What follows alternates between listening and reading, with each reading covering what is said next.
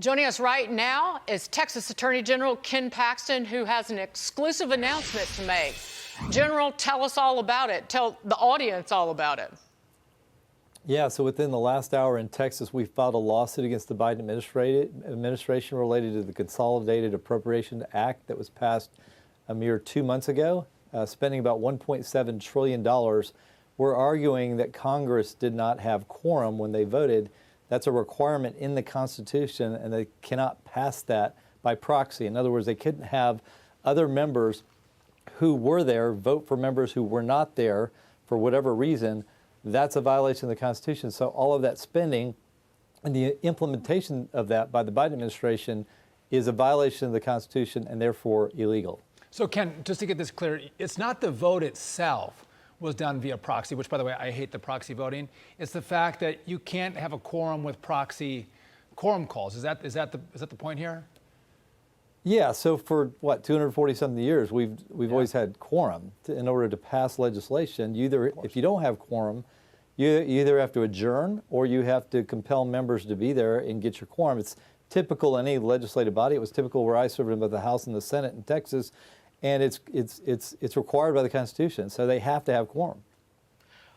But will this fly? There's still until May 11th, it's still a COVID emergency. And how many times, General, did this happen during the last 2 years?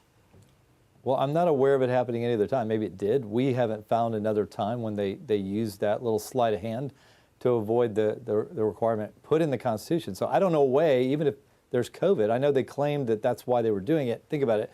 This was in December. They were claiming the reason they weren't there was because of COVID. Well, they can claim that, but there's nothing in the Constitution that gives that type of exception. They made it up. So you're saying COVID doesn't trump the Constitution, Attorney General? No. Well, No. maybe this time it doesn't, but hopefully not. Hopefully the Constitution stands on its own without COVID interfering with it. Yeah, let me switch gears on here because the Senate Foreign Relations Committee held a hearing today over the amount of deadly fentanyl pouring across the southern border. Take a listen to Ted Cruz, and I want you to react. The brave men and women working along the southern border and at our ports of entry, our Border Patrol and CBP officers, serve a critical role in interdicting drugs before they hit our streets.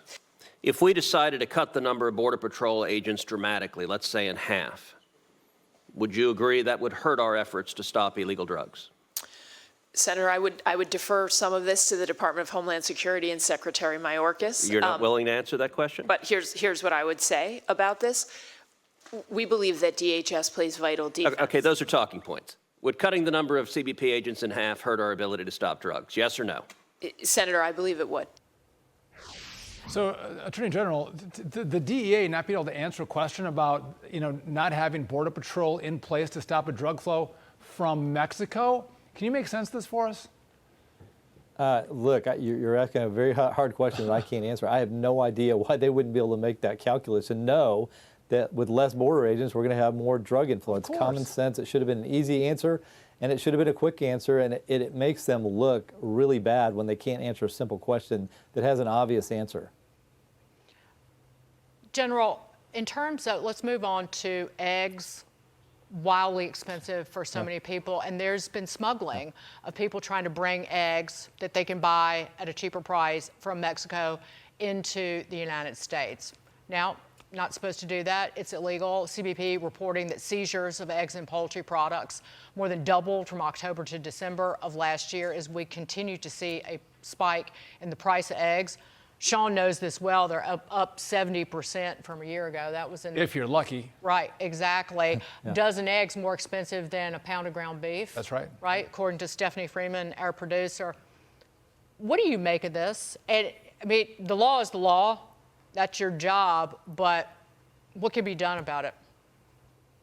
Well, look, this is the problem we've had since Joe Biden came into office. Not just eggs, it's all kinds of products. We've had supply chain issues. We have obvious inflation that we haven't seen at least since the Carter administration, and so people are struggling to get basic commodities like food, and so I'm not surprised when you've got drugs coming across the border that people would want to actually have food to eat.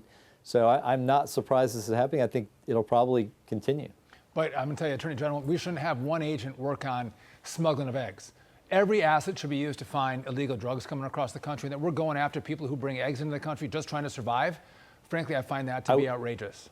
I was about to say the same thing. It's kind of ludicrous to me that this is actually an effort of the federal government when we've got 130,000 people dying from overdoses, much of that from the fentanyl crisis, that they're not stopping and crossing the border, and they're worried about stopping eggs. I realize there's health issues related to that, but to me, the health issue of fentanyl is a much bigger deal than whether somebody brings an egg across the border. Oh, but you didn't watch the State of the Union address where Biden said that there were a record number of personnel working to secure the border and bragged about seizing more than 23,000 pounds of fentanyl in just the last several months?